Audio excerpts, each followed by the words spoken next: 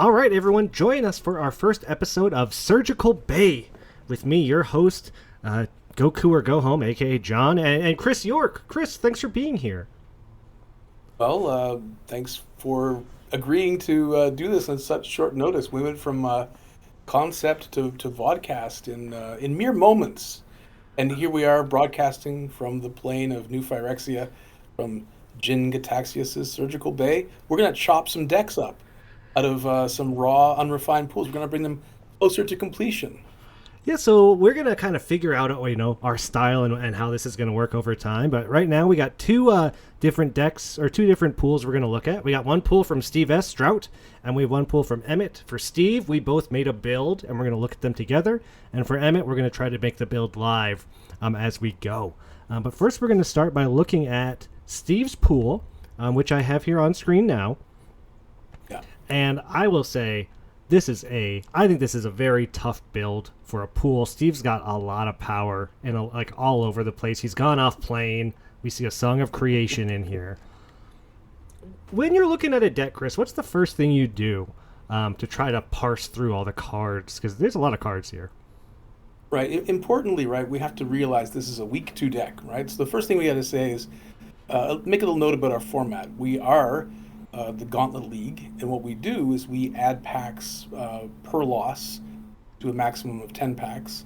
And so the decks shape up after week of play.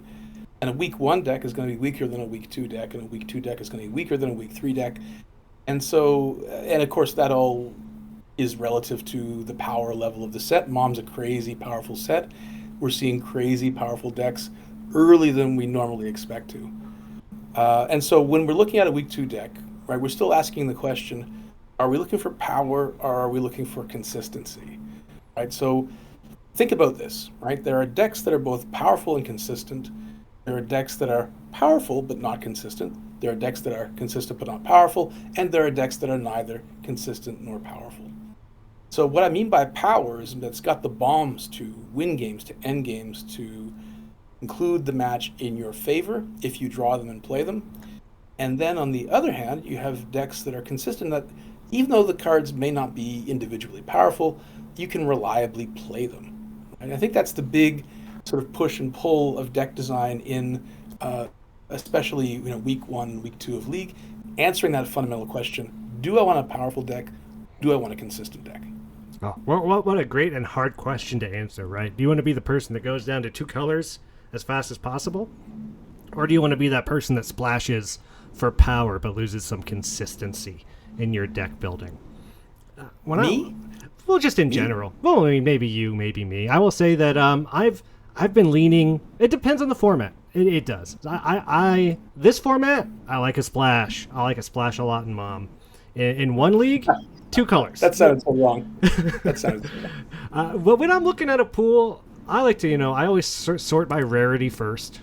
So let's go by rarity here on Steve's pool just to get a look. Look at all these rares Steve has. Oh my gosh, yeah. So many. Yeah. And one mythic, that Elspeth sitting there. And you see these colors, they're all over the place, right? Like he's got Dimir rare, he's got Golgari rare, he's got Selesnya, Orzhov. He's got a lot of things going on in this deck. Yeah, I mean it's what you'd expect, right? It seems like Mom's a heavy multicolor set. A lot of the legend slot cards skew towards multicolors. Yes. Because they're playing to the commander crowd, right? So you're going to end up with a multicolor stew, and all that is supported by the land cycling at common that lets you sort of splash for these bombs. And you get some nice fixing, here and there as you go, but let's go ahead and take a look at our builds that we made for Steve, and I'll post these pools when we post the video. So if you have a build out there, you think we got it wrong, you think you can do better, post your build, tag Steve, hashtag Steve's deck. So this is what I came up with for Steve after looking at his pool. And I will say, I had some issues. I went around a bit. I did some different things. So I landed on a 3 to 4 color deck for Steve, and I'll tell you why.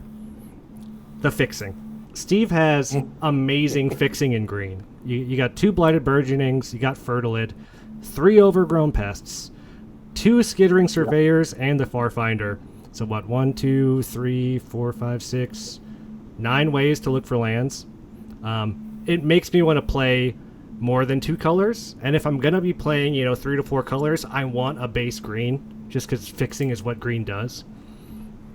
And I think that allows you to splash some of these bombs, like Glissa, right? Glissa is a fantastic card, but you're not going to be playing it in green-white. But with all these fixing, you're going to be able to find your Glissa, the swamp you need for it, the swamp you need for Drana. And I even went a little crazy in there. I got an invasion of Amonkhet down here. You're splashing 1 blue card in here, too, because you got so much fixing. I think you can splash whatever you want, really. But you got the white-green base. Like, pretty much everything is white and green except for a handful of cards, and you should be able to cast those by the time you're finding some of this fixing. The one thing I think green is lacking is removal. There really isn't much removal in the green pool here, but that's why we got white. We got 3 Realmbreaker's Grasps. You got Seal from Existence. So you still have ways to get rid of creatures, but you still get to have... It's almost a 2-color deck, right? It's a light splash, a very light black splash, and 1 blue card, just because I've seen Invasion of Amonkhet beat me enough times to know if you have it, you probably want it in your deck. And same with Glissa, right? Glissa incubating twice a turn, that's a bomb. You want to play your bombs. So for Steve, I think it's a base green, green-white, and then it's kind of splash whatever cards you like. Whatever cards you think are the most powerful cards, I think you can splash them in this deck. It sounds like you're leaning a bit more into the power than the consistency quadrant, right? Like if I had to place you on that quadrant, right, of decks that are either I give this maybe a 4 out of 5 on power and maybe like a 3 or 3.5 on consistency, right? Yeah, maybe more. You're going to lose a little consistency, but again, you're going for 4 colors here in total, right? You're going for blue, white, green, and black. As far as the only color you're not playing is red. Right? Yeah, and you know what? I made a red build too that was just 5 colors because he's got Kogla in red, right? He's got Quintorius in red. He's got some strong red cards too. But I think the Glissa and the Invasion, I didn't want to make it too crazy. I'm not trying to go too out there. Right. But I like this. You got some early game. You got all these 2s. You're heavy on 3s, but then you've got ways to put counters on all your creatures. You get Elspeth in there and Heliod and all these big bombs. This is the kind of deck. Yeah. This is the kind of deck I would want to play. Okay. Well, I'll be willing to take you on in a practice match with when you try out against my build. Let's take a look at yours. Do you want to go to my build now? Give you a look. Yeah. So there are actually a couple of alterations that I've made since we had our discussion or since I sent you the list. I'd like to put in one of the Windscarred Crags and maybe throw in that Quintorius that you were discussing. Quintorius. Okay. Yeah, just because it's quite powerful. We're splashing for red anyway for Brutaclad, and for like the off mana activation for Captive Weird, and so might as well. Quintorius is a powerful card. Might as well throw that in there as well. And the Windscarred Crag doesn't cost us anything. So with that minor alteration, I think I probably stand by this build. So let me try to justify why I've built it the way that I have. What I like to do, I like to find consistency first and foremost. So find the cards that are, find the colors that are lowest to the ground that I can actually play, and then sort of build in as much power around the rares as possible. So given how absolutely insane Brutaclad is, and how insane Archangel Elspeth is, and how blue has all these sort of card draw enabling and land fixing, sort of keep that build happening, and the Realmbreaker's Grasps in the early game and the Seals from Existence and so on and so on. I think that that sort of drew me towards the Azorius build, because I think that you can cough out your hand. You got your Talias and Brawls for like this sort of early game, lock the board down. Yep. And I feel like you don't need much more fixing than two skittering surveyors and one far finder, right? You don't need green necessarily to be a good fixer when you have this much colorless support. And when you're just trying to be two colors with a very, very small splash of a third, you don't need to be that ambitious. So, like I said, the rares are the big sort of big feature of this deck. I like the fact that Tygom is Azorius legend, kind of what do they call it? The what do they call the off the The not the enemy or Mystical allied? Archive. Oh, No, yeah, what do they call it? The multiverse sheet. multiversal legends Yeah. slot. Yes.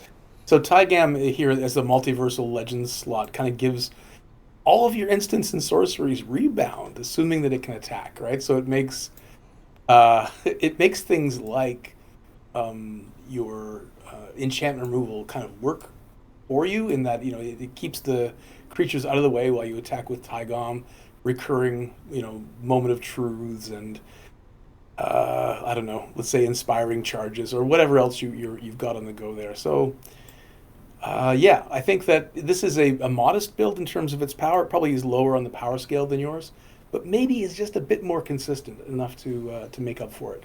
At least that's the hope. And like a lot of good card draw in this deck, which I didn't have in mine. With the two invasions of Rin, card's Yeah, great. You got the one in here, but this card, is going to draw some cards. You've got good fixing to win the title terror, so you're always going to have your island. It seems. Um, yeah, yeah, I like it, exactly. and I like the Baral Thalia combo because it like almost gets around the Thalia attacks of making your instants and sorceries cost one less. That's right. Yeah, you're covered. You've got insurance against the brawl tax, whereas your opponent might not. Yeah, randomly hose the opponent. Yeah, I think And the the the curve is just really low too, right? You should notice yeah that there's not much going, there's not much happening above the three drop, right? yeah. If you Whereas take away the title terrors, they're really just there for cycling, and there's not much above that. So it should get in there early. It should function like a tempo deck, right? yeah, whereas my deck was heavy on threes and got kind of had more top end. Your deck's ready to go in the two drop slot, and you're gonna hopefully win that early game with this deck, and then tempo them out with your later spells. And if you ever draw Elspeth, oh, you're going to town, right? You're having a good Yeah, time. Yeah, that's the goal. I'd love to play my deck versus your deck. We'll see who wins, and Let's do it power versus immediately after. consistency, the age old Magic question, right? Um, Yeah, and we had Steve again. I think Steve's deck's really interesting because I think it can go a lot of different ways. We both agreed that yeah. white was where we wanted to be, and then it was like white what, right? Um, Hmm. so yeah, Yeah, we both coordinated on that. I think that we both focused in on the importance in his pool of removal, yeah, finding the removal that makes the bombs work. We both included all the copies of Realm Breaker's Grasp we could get. yeah, And we both understand, that Heliod and are like Heliod might not be a bomb, but you'll play a 4/4 for four, yeah, regardless of whether or not it's recurring one of your Realm Breaker's Grasps, right? You'll just throw that in the deck regardless. yeah. So we both kind of coordinate on at least that much. We might argue about the secondary color, but I think that we both see the power of white there. And I don't know what Steve's currently running, but I'm hoping that white is one of the elements. I don't know either. I know he was on a 5 color build for a while, but wasn't doing well, and he was looking for some help. So hopefully this helps you out a little bit, Steve. Good luck, man. Let's take a look at Emmett's and Emmett's pool. I will say, haven't looked at it yet. We're kind of going into this one blind. Gonna build this We deck are. as we go and look at what we got. So let's take a look at how deep his colors are. They're all pretty even. Lots of multicolored cards here. Yep. I like to sort by rares at first, just to kind of see what bombs we're working with. And what chaff, right? I mean, I don't think you're going to be playing Realm Breaker unless you have a very specific kind of plan, right? Like, so we can kind of take Realm Yeah, Breaker we'll and just drag move it to that the one. right. Well, we'll just take that Yeah, one over there. drag right. But here we But go. obviously, Chandra stands out, right? As that's a game-ending card. Chandra's great. Boonbringer Valkyrie is, I think, a very strong white card. These white cards look very strong to me right off the bat. It's the first Yeah, thing I see. These yeah. these three are great. Lannery Storm is no joke either. Don't sleep on Lannery You Storm. Like know? if you need, it's early aggro and it's fixing and it's ramp. It's nuts. Yeah, And imagining Anafenza is crazy too. Like Yeah, so I mean, I'm looking at this and I'm seeing a pool that's way easier to build than what Steve has. I'm Right? seeing an Ozolith here, though. Have you seen Ozolith? Ozolith is broken. Ozolith is gross. I have seen Ozolith. I mean, I saw Jeremy was just playing a match with an Ozolith in it, and he lost that match. Ozolith in itself, yeah, it is sort of a gradual advantage that can push an opponent out of the game. I don't know if it'd be a reason for me to be green in the absence of any other strong reason, if you know what I mean. So right now we're kind of looking at a white-red deck based off the rares Yeah, that we liked, right? So let's put all these down yeah. here. I don't know if Gigantha's making the cut, but I like my companions, so I'm gonna put it Bring in. her down. I'll put it into the deck Bring for her down. now. What So does Giganta require of us in terms of its companion ability? it's kind of a rough No card one. in your steering deck. Oh God, Yeah, yeah. so we Oh, can't play Chandra, we can't play right. Boone, so we're probably It not might just be a main companioning. deck 5/5. Yeah, It might be a main deck 5/5. Remember that you can use that mana to activate abilities. yeah, and it may not even make So the cut. It may not. We'll, it may we'll not make see. the cut. Yeah. So let's take a look at the white cards and let's see what we're Hmm. looking at. A couple Halberds, Angelic Yeah, I Interventions. like I like one, I like at least one halberd because it's just the power to give your best creature vigilance Okay. at all times seems to me to be a busted thing to do. I'll say I And you like got a couple. Oh, sorry, go on. I like at least one intervention. But before we get too deep into this, let's make sure we got removal in these colors before we commit too far into it. Because I don't want to spend We, 10 minutes and realize we don't have any removal.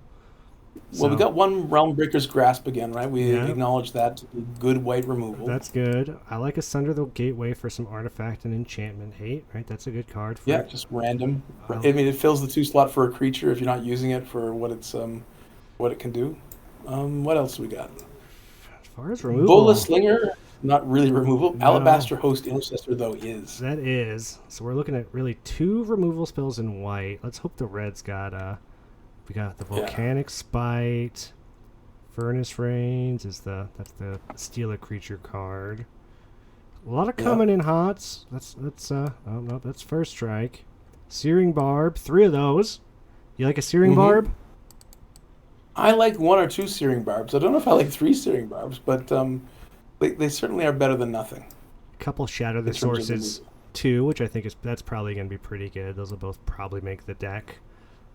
Looking at black real quick, I see a Deadly Derision and not much else when it comes to removals. Yeah, this might. Oh, I see a double Cosmic Hunger in green. Does that do anything for you? Tandem Takedown? Eh, No. eh. I Removal mean, light pool. yeah, it is a removal light pool. So I mean, let's just say that that is the case, right? Let's say that because even all the green removal you just pointed out, it's all conditional, Yeah. conditional on you having a creature in play, right?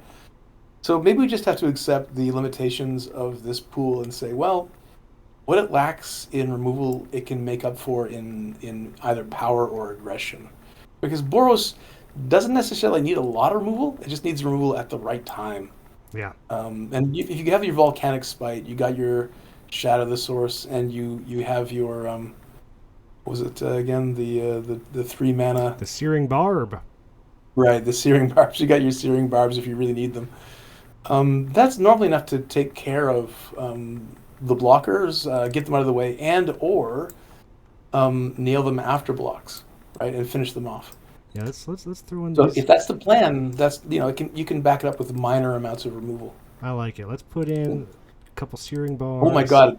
Look at this. We have Rayov Master Smith in the multiversal slot in Boros, and we also have our Ramosian Greatsword, right? So with that guy giving all of our Boros creatures double strike, I think that we want to keep an eye on any kind of equipment in those colors that we can get a hold of, which Equipment. maybe means we should play both halberds.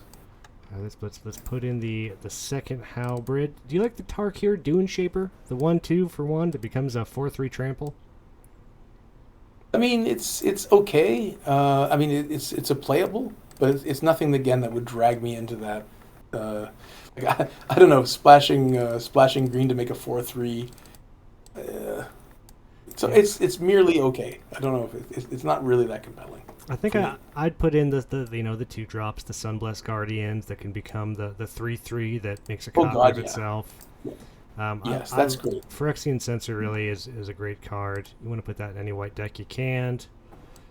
Um, Yeah. yeah, I think you just want all the like a lot of these backup creatures, the Bola Singer, the Knight that makes a 2/2, maybe even the flying one to get some damage in.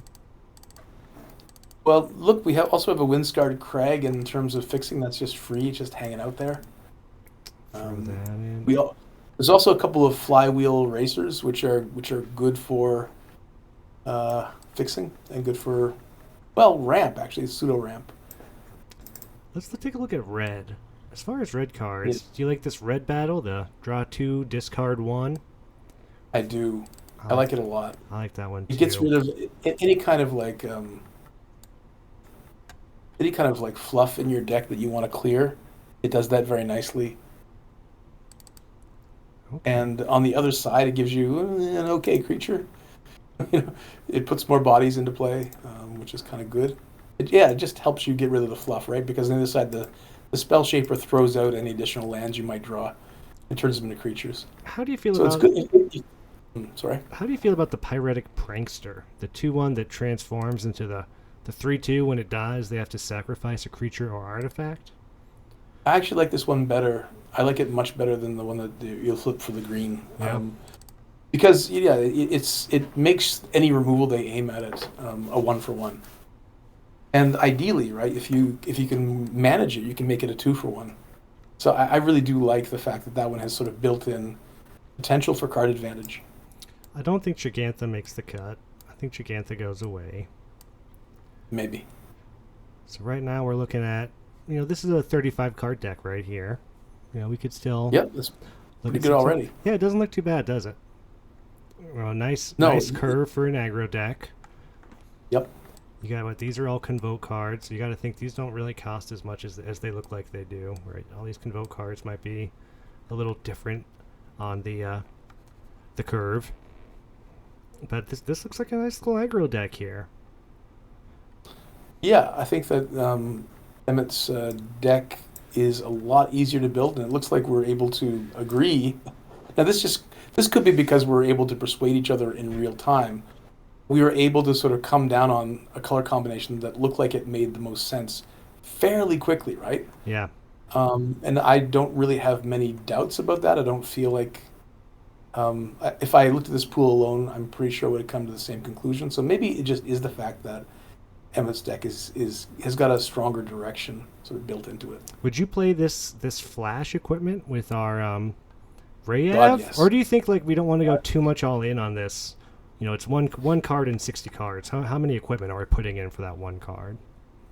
But if our plan, right, if our plan is just beating in with little creatures, making those little creatures into Voltrons, it's a very good thing, right? We don't really have. I mean, looking at our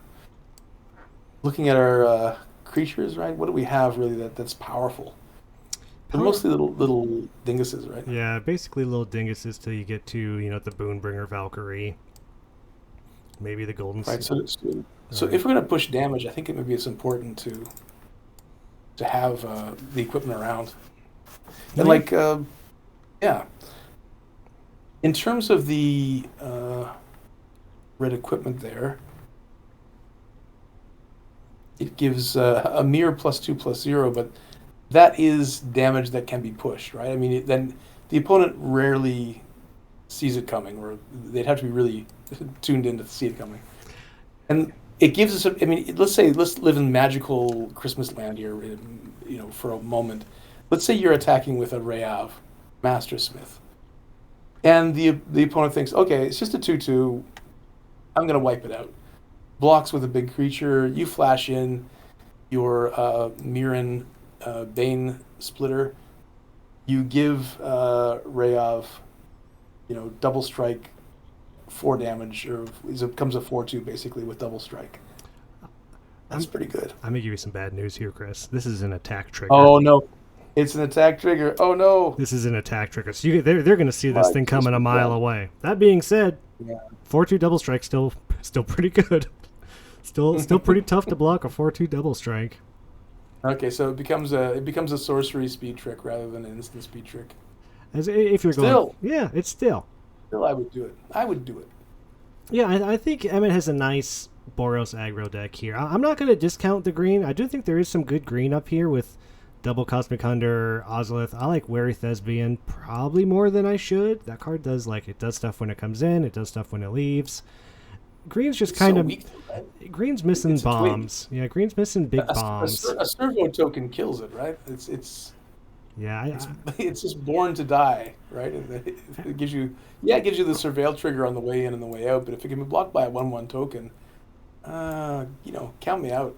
I don't think paid 2 mana for surveil 2 is worth it. and I think the green removal is comparable to the red removal. So then I'm looking at bombs. Bombs in green, it's the Ozolith, but in red, you get Chandra. You start, doubling up spells with Chandra. It's going to do a lot more than the Ozolith probably can do. Yeah, So I think so. yeah. I think for Emmett, and give or take, right? Like I could see the Skywarden maybe being in there. You want a flyer, maybe you play both interventions for protection. Get rid of a barb. There's room to work. But yeah, for Emmett, I think a nice, fast Boros aggro deck, and it's kind of a slower format too, right? And Yep. he's not going to be playing really the battle game. He's only got one battle in here, so he's not going to be missing too much damage to face in this deck, which is what you want in an aggro deck. And yeah, looks low, looks fast, looks good. Well, I hope that's helpful for Emmett. I hope he appreciates our build. You know what I think we should do now, John? I think we ought to pause for a commercial break, then come back in a separate video and actually play our 2 builds of Steve's deck against each other. You know what? I'd love to, Chris. Let's take that break now. Let's do it. Thanks for tuning in, everybody. See you next week for more of our deep cuts on the Surgical Bay. All right. I guess I should stop recording.